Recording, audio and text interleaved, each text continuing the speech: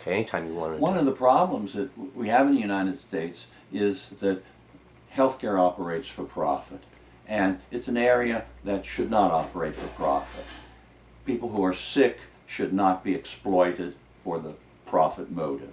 And one of the statements that make this abundantly clear is a statement made by Line Divide, who is the chief financial officer of WellPoint. The statement was made on April 23rd, 2008, while he was addressing stockholders. And he said, quote, "I want you to know that we remain very disciplined in our underwriting approach and do not pursue business that we believe is priced below our profitability targets. In simple language, we do not want to insure anybody who is sick. We do not want to pay out a large percentage of what we take in premiums to cover the sick.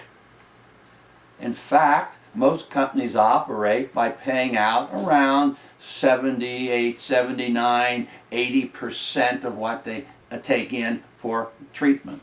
And when that varies, that so-called cost-loss ratio, as the companies call it, when that falls a percentage, often heads fall in the administration of the insurance companies.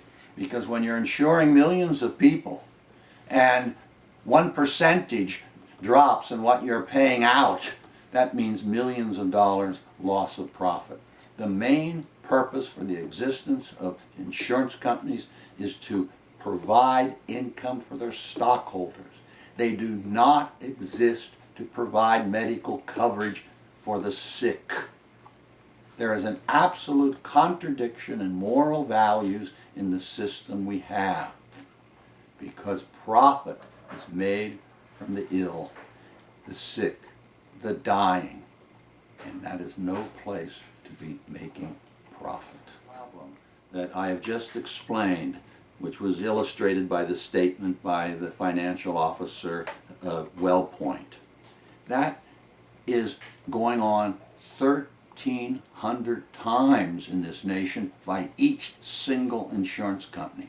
1,300 insurance companies are operating on that basis. If they are eliminated, replaced by one single payer, then you have eliminated an enormous amount of waste, and you provide that extra money that's already in the system to cover the sick and the needy.